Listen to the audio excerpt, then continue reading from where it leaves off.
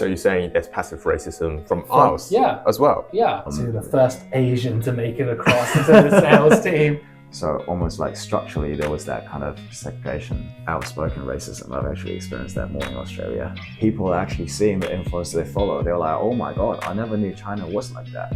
A white person saying that made me feel bad. But if, let's say, Jimmy O Yang said that, and I'm like, shit, maybe this stuff is true. That's very interesting. Let's take that offline. I have a bit of an issue with that, to be fair. Welcome to another episode of Rice Among Potatoes. Today we have a special guest here with us and a good friend. We have John Han. So do you want to give a bit of intro to yourself then? Yeah, so I'm John. I was born in China.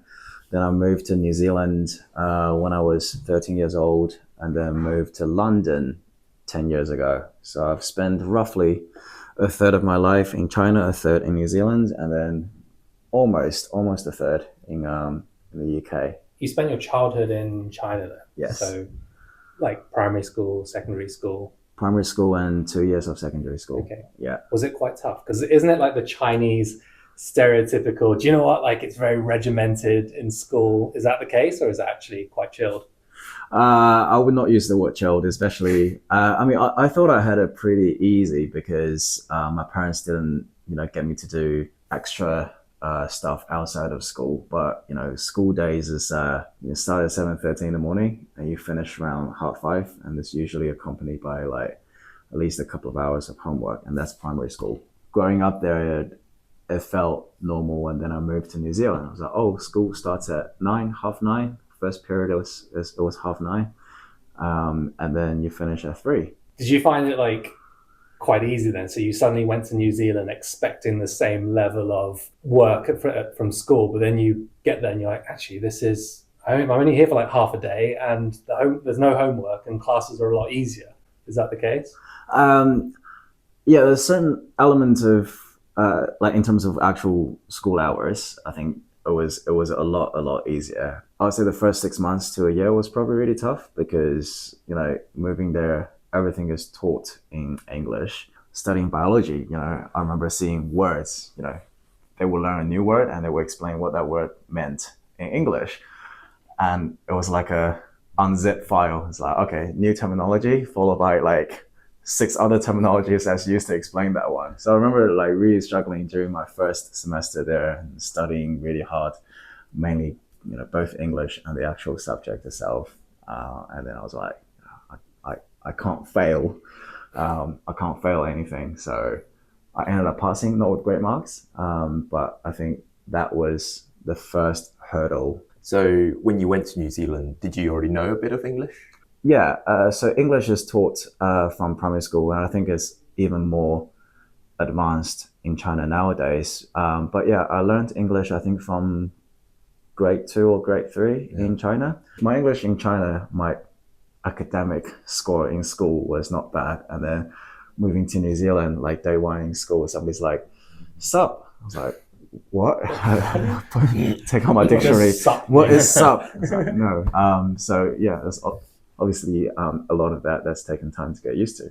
I guess mate in the UK, for instance, is no longer a rude word. Like someone call you mate, they're actually friendly towards you, not like down under. Wait, mate was a bad word? Mate is quite endearing in New Zealand, so we call each other mate, bro. Yeah. In Australia, if somebody calls you the C word, it's usually a term of affection. And then if somebody, what's the C word? See you next Tuesday. Okay. It's like, hey, what up? C word. It's nice to see you. It's usually quite endearing. It's like, mate, I need to speak to you. It's like, oh, you're in trouble. So that's kind of the case in Australia. I do play sports. School finishes at 3 and we get full access to the gym. Making friends over sports and other activities is very easy. I think sports is a really good one to build. Yeah. Because when you're playing together in a team, it doesn't matter what race you are, where you're from, whether you're from China, New Zealand, whatever. We just want to win the game, right? Yeah. So I think sports is actually a really good one for bonding. I played a lot of sports as well. Oh yeah. That was how I... What did you play? I played everything. I was just like football, basketball. Yeah, so that was really good fun. Then obviously, I think with all the spare time outside of school, once I didn't need to put in the extra effort to catch up on English. I started learning instruments and playing a band. My mom also went to church, so that's kind of like a different social circle as well. So it was really quite nice to kind of feel accepted into a few different circles. It sounds like it was quite welcoming then, because like you had school seemed fine because you all played sport together, kind of your mum going there from China as well, and then bringing you, had the church community. So it was actually moving over easier than you expected. Yeah, definitely. I think upon reflection, and this is probably part of the Kiwi culture. I think New Zealanders are quite welcoming and friendly. Most places I went, in terms of kind of everyday interaction, like you can't really buy a coffee without having a small chat. It's quite slow paced. Everyone's really chilled and laid back and quite welcoming and friendly in general. Is that Yeah. quite different to the UK then? Because like you travel in the morning on the tube, no one talks to each other. Is that completely different? Yes and no, right? Like London is obviously, I do find London to be kind of the most inclusive city I've lived in. It's a place where the inclusivity comes from its diversity. And I'll explain that a little bit. I feel like no matter what you do or what you're passionate about, what your kind of personality, how you identify yourself, what you enjoy doing, I think London is a place where you can find your own circle to do that. That being said, I think London is London, right? London is not representative for the rest of the UK. I think I've certainly experienced some less than pleasant experience when I travel to other parts of UK. Passive racism or actually like active racism to outside of London? It's a bit more passive racism. You can feel like that. I think there's definitely a bit more after COVID. Like the first couple of trips my wife and I did to smaller towns, you get people like you're in the same shop, and then like I'm kind of probably slightly within the 6 feet kind of guidance, Yeah. and then you get people just like, oh, I'm sorry, can you stay more than 6 feet away? And then it's a case of, well, you're not doing that to others that's in the shop. Was kind of so you do kind of experience that. It's small things that you pick up rather than anything that's blatant. That being said, I think if we're talking about kind of day-to-day outspoken racism, I've actually experienced that more in Australia. Oh, really? Yeah. What happens in Australia? Oh, they're just not all the time, but some people will shout at other ethnic types on So not in trains. Chinese, like Not only Indian, Chinese, yeah. here's go back to your effing country and stuff. This is Australia, and But you get that here. I feel like you get that here and in the UK as well.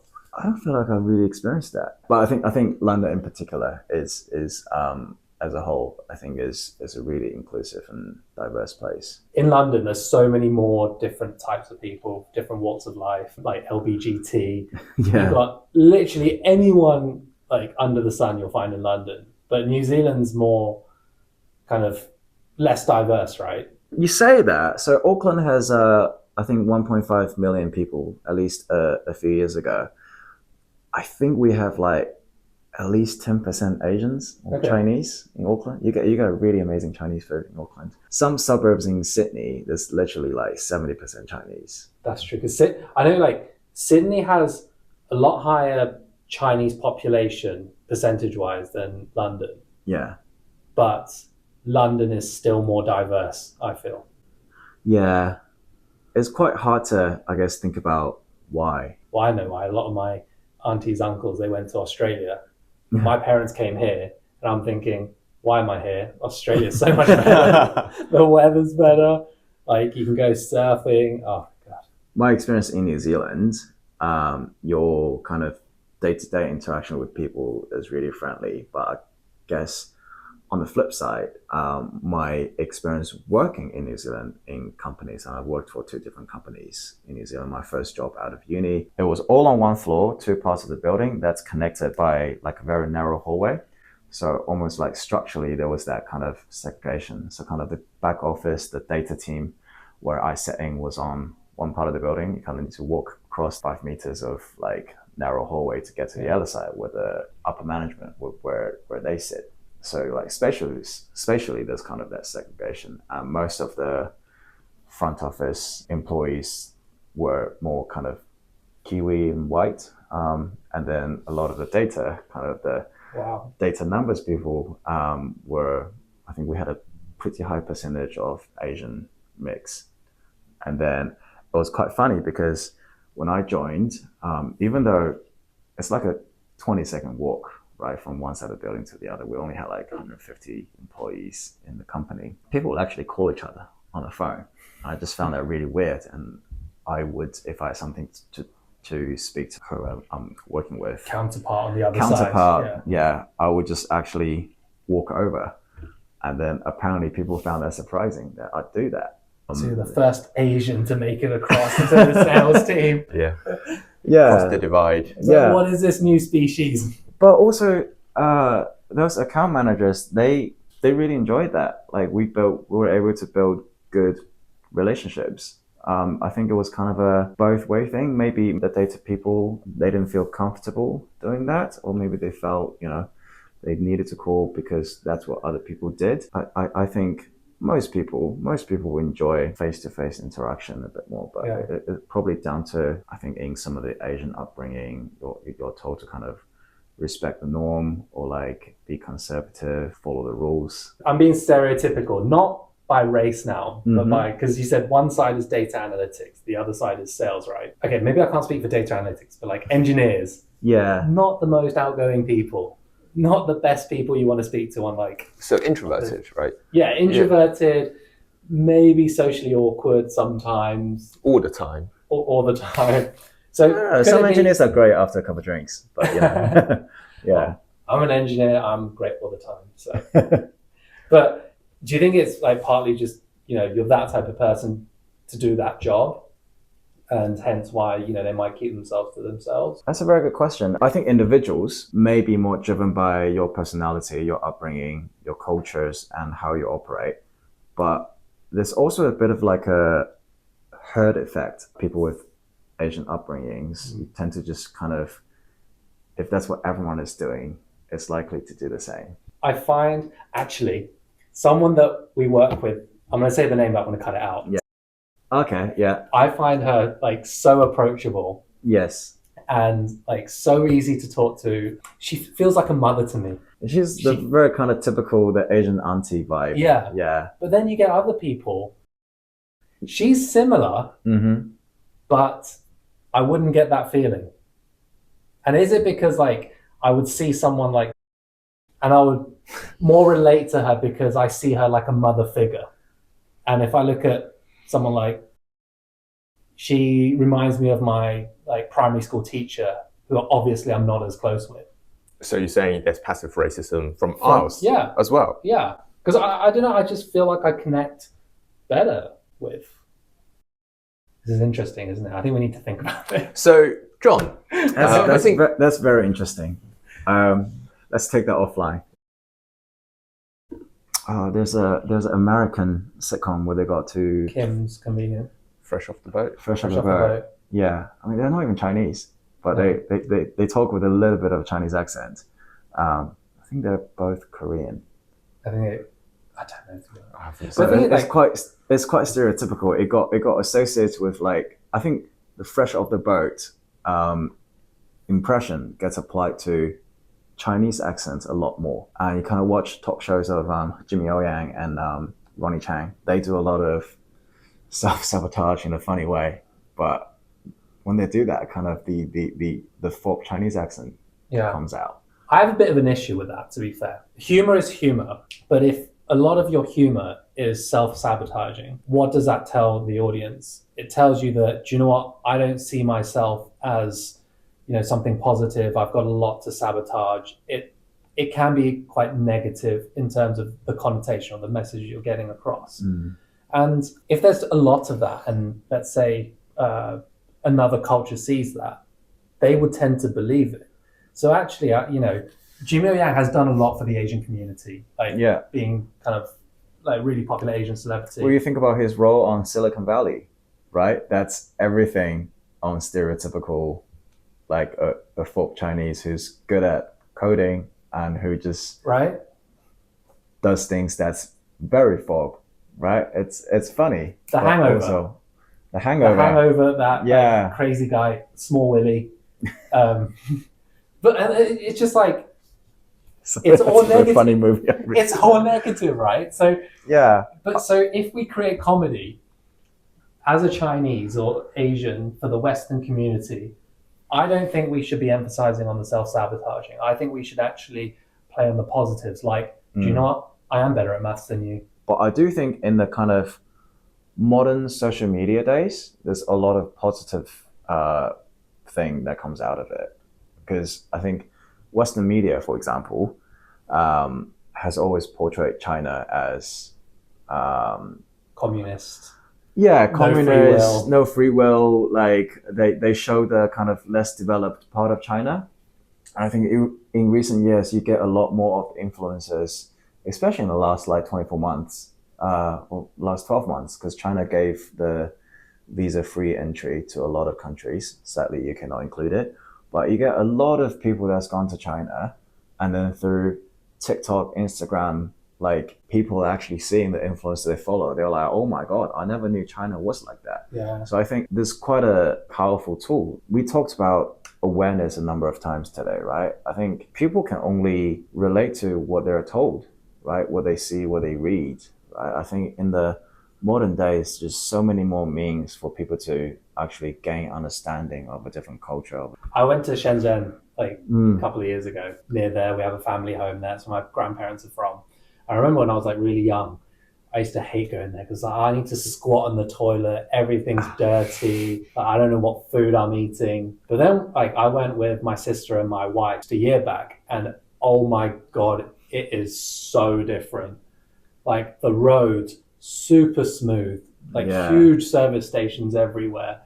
The technology, The subway, the train, the train, the trains, buildings, the food, literally everything yeah. is so much better. Did you get a drunk delivery of your food? No, but I was only there for like a few days. But no, I have seen those, and I think like social media is so good for actually showing that part off. It's not all communism. You won't get, well, okay, you might get, but I didn't get arrested for saying something marginally negative about China. I think all of those like beliefs are so wrong, and I think people need to go to see it. But anyway, this was only like a year or so back, and like someone that I work with, I remember him saying that, oh yeah, this machine is made in China. It's not very good. No one would buy it. And actually, like, I'm sat there thinking, dude, like, you've probably got something that you're wearing now that's made in China. And everything. How do you know? A white person saying that made me feel bad. But if, let's say, Jimmy O Yang said that, and I'm like, shit, maybe this stuff is true. And I think that just brings down the confidence where actually we should be saying Chinese cars, freaking amazing. Like, it's just the West are too stubborn to import them or put tariffs on them. I drive a Chinese EV. It's great. Chinese are okay. Yeah. People might look at us and think, do you know what, you three are a bit biased. Yeah, well, yeah. But I would say, to make up your mind, try it out for yourself. And don't listen to everything Jimmy O Yang says. Right? But listen to us. I think it goes back to what we talked about earlier. I think keeping an open mind is like the most important thing. And being aware of the others that you work with who might have these struggles